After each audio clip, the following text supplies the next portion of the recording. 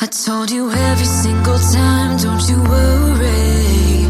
You would always call me at the wrong time, so you could know what I was up to. Oh, don't you get that it's just stupid? Hey, just hear me out. It's been a while since we were good, so why we dragging out when we've been doing everything we could? I don't wanna feel so lonely tonight. Every time we spend time, I wanna do this for the last time. I don't need it, no, I don't need it, no, don't need you here to feel alright.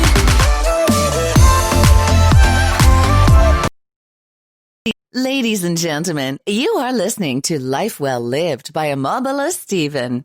It's an engaging and enlightening talk show on life, relationships, and the business of life. Grab a cup of juice and just chill. Life Well Lived by Omobola Stephen. Live life. Live fully. Perpetuate the power over you for as long as you're able, unwilling to forgive. They occupy space in your mind and play with your emotions. Now, hello once again, this is Life Well Lived by Omobola Stephen, your sassy, urban and fun chick on the block. How are you doing? The lockdown is gradually easing down, right? Spy to say. Now you can catch up missed episodes of my podcast on iTunes, on iRadio, on Listen Notes, on Google Podcast, on Podchaser, on Deezer, or on Castbox, and also on Jezebel. Simply search for Life Well Lived by Omobola Stephen. Perhaps you can catch up also on my YouTube channel, Omobola Stephen. Now, I remembered someone uttered me to my bones that I felt like being vindictive over 4 years ago. It also deep that I literally cried. I cried like a baby. And you know what? I couldn't achieve my aim at the time because God doesn't want that for me. Instead, I was the one who took the high road and apologized instead. Ouch, you say, but that's the truth. I apologized. It's one critical experience and forgiveness that I can't forget in a jiffy. But today, I'm glad that I took the road. It's a win-win game from the both of us. Both of us felt at ease and we're still friends, though it isn't that deep unlike before. And another thing, I'd forgotten the old thing, seriously. But because I will be focusing on forgiveness and reduction today, I had to take an introspection and this experience came to bear. The question is, how do you forgive others? This is what I'll be talking about on today's show. Joel Austin's response on forgiveness in relationship with self-ice. He said, that would happen automatically. You will have to rise up and say, I don't care how hard this is. I don't care how disappointed I am. I'm not going to let this get the best of me. I'm going on moving on with my life. Beautifully crafted. The thing is, forgiving wrongs done you or done to you gives you no opportunity to grow and heal. But forgiveness is not simple, it's a complex process, I tell you. For some people, professional help is required. Others can do it on the heart. Now, I've come up with proven and practical steps to help in your journey of forgiveness. Implementing these ideas may be all that you need, I tell you. Step number 1. I'll be right back. Ladies and gentlemen, you are listening to Life Well Lived by Omobola Stephen. It's an engaging and enlightening talk show on life, relationships, and the business of life. Grab a cup of juice and just chill. Life Well Lived by Omobola Stephen. Live life. Live fully. All right. Step number 1. Remember, I'm talking about steps you can take to forgive people in your life and even forgive yourself. Number 1 is for you to make the decision. It is essential that you first make the decision that you want to forgive the person who injured or hurt you. It is very courageous, heroic choice, but it's a very good choice. You've got the power, go ahead and use it. Number 2, take responsibility. You must realize that it's a responsibility to heal yourself. Nobody else can do it for you. You know what? Unforgiveness saps your energy and may even make you ill. Believe me, studies have shown that heart attacks and cancer can be linked to the retention of anger and resentment. You can take it to the bank. I'm dead serious. Step number 3, confront your pain. Journal about your pain and who you want to forgive. Write it down on a piece of paper. Confront and recognize your heart. You can also go ahead to allow someone else to validate your pain, like a good friend, a partner, a pastor, or a therapist. When you receive empathy and compassion after this process, I bet you can heal faster. Heal faster. Step number 4, take a new perspective. Now, be willing to find a perspective about the person around you. This is not condoning the behavior of making excuses for the person, not at all. The fact is, people hurt other people because they have been hurt themselves. They act out of their own pain. Seriously, that is it. So take it easy with people. No one is perfect, including you and I. Go ahead and ask yourself these questions. What was the life of the people growing up? Number 2 question is, what was the life of those people at the time of offense? 2 critical questions you need to ask yourself in this period. These 2 questions help me understand my mother's aggressive behavior towards me and to some people in her life. It made me understand where she was coming from and why she acted the way she did. I was able to forgive her by separating her from her behavior. That is it. Step number 5, acknowledge your part. Acknowledge the part that you played in the wrongdoing if there is any.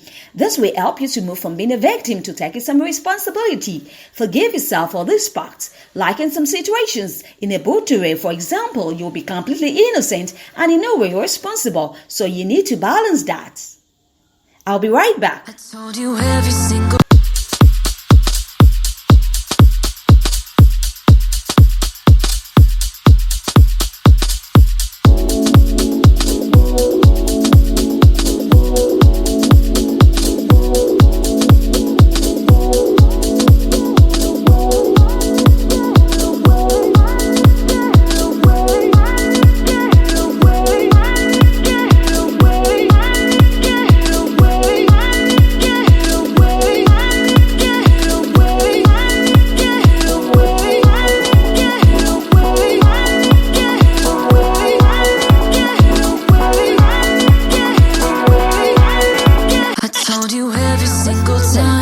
Step number 6, learn from the pain. Seek to learn from your pain in order to stop any reoccurrence in the future. Did you gain anything in your life as a result of this pain? In fact, we must learn to find motivation in troubling times. That's important. Step number 7, the total tool letter. Now, when you're ready, use the total tool letter or total tool template and write a letter to the offender. There's no need to mail it. Just go ahead to express your thoughts clearly and honestly, starting with your anger. Write about all the offender who hurt you or the person did to you. Get mad if necessary. Allow yourself to fully express your feelings. Anger is the place to start. Then follow the steps through the art, the fear, the regrets, and wants to forgiveness. This is where you will find emotional completeness. I tell you. Step number 8, closure. Go ahead to use the letter symbolically to bring closure to the forgiveness cycle. Some people like to bury it, to burn it, others like to tear it into pieces and let the wind take it away. Create a ceremony that is meaningful to you. Close your eyes and see the link between you and the offender being severed. Being severed. You're now freed from this memory. Freed. F-R-E-E-D. Visualize the person you've forgiven being surrounded by the love of forgiveness. Now that's beautiful and so sweet. But that's the truth.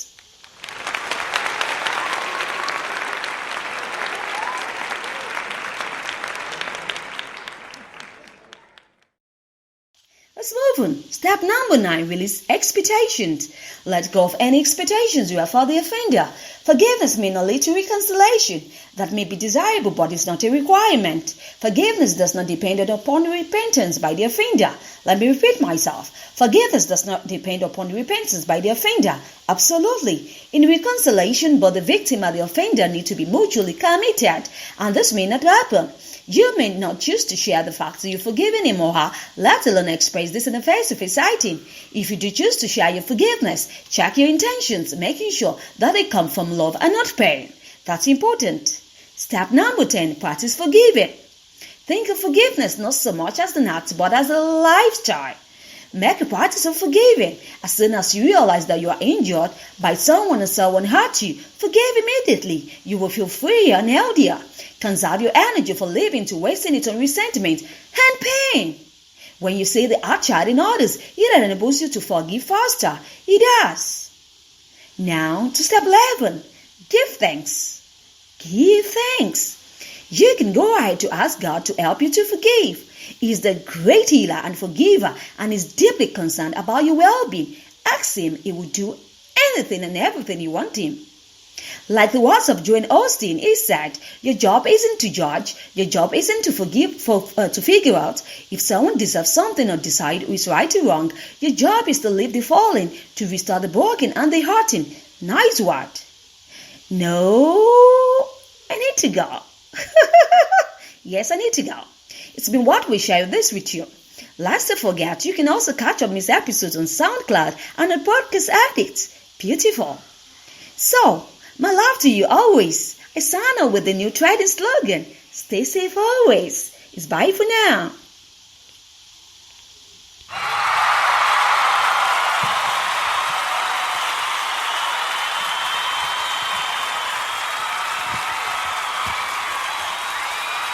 You told me more than once to show you my intention. My brain gets blocked at times, but now somehow I'll give you my attention. You've got to know that I ain't a person who understands all the clockwork